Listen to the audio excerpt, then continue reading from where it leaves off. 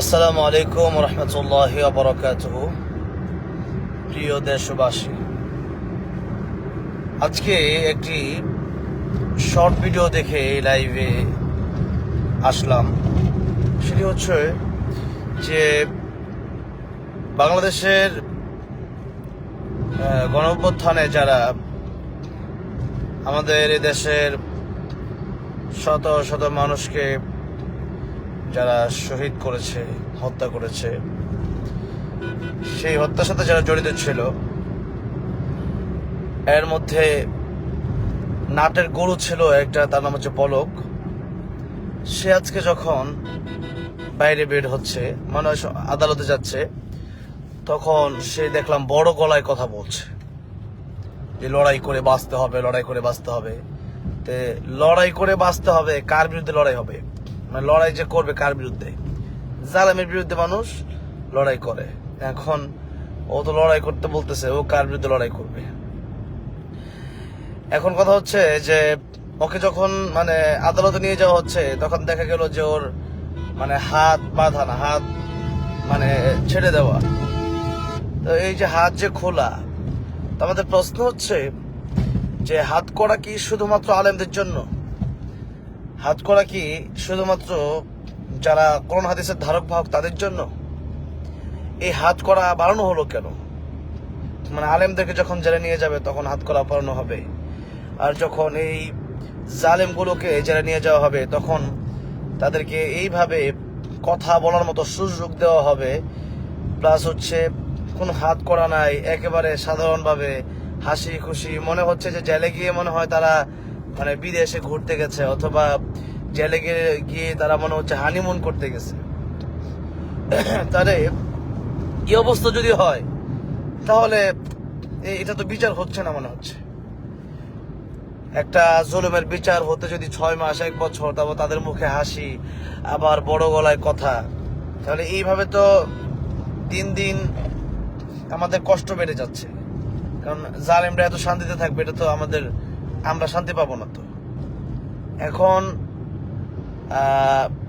আজকে পলক, তার আগে দেখলাম আরো কয়েকজন এভাবে বের হয়ে কথা বললো, যা মনে চায় তাই বলছে। তো এখন তাদেরকে যদি বিচার না করা হয়, তাহলে আগামীতে এই জুলুম, এই আমাদের বাংলাদেশের যে দশা হয়েছিল গত 5ই আগস্টের আগে, সেই অবস্থা আবারও হবে। কারণ বিচার তো হচ্ছে না। কয়েক মাস পরে হয়তো তারা আবার বের হয়ে যেতে পারে, বের হয়ে তারা আবার জুলুম করবে। তাহলে আবু সাইদ মুগ্ধ তাদের এই জীবন দেওয়ার মানেটা কি? তাদের শহীদ হওয়ার মানেটা কি? সো খুব দ্রুত সময় তাদেরকে বিচারের কাঠগড়ায় দাঁড় করানোর প্রয়োজন। এই অবস্থা যখন দেখি যে এই চোরেরা, এই স্বৈরাচারগুলো বড় গলায় কথা বলে, তখন তো মনে হয় যে তাহলে কি জালেমদের বিচার কি দেশে হবে না?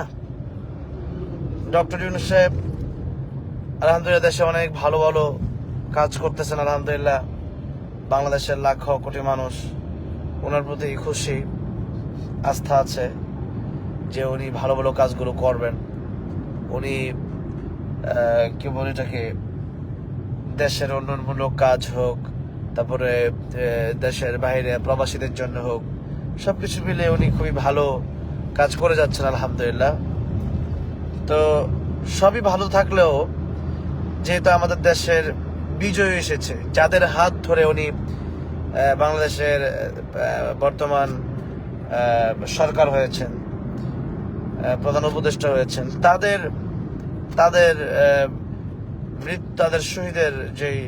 শহীদদের বিরুদ্ধে যারা কাজ করলো, যারা স্বৈরাচার ছিল, তাদের বিচার যদি না করেন, তাহলে এটা ব্যর্থতা। তবে সব উপকার হলেও এই জায়গাটাতে মানুষের কষ্ট থেকেই যাবে।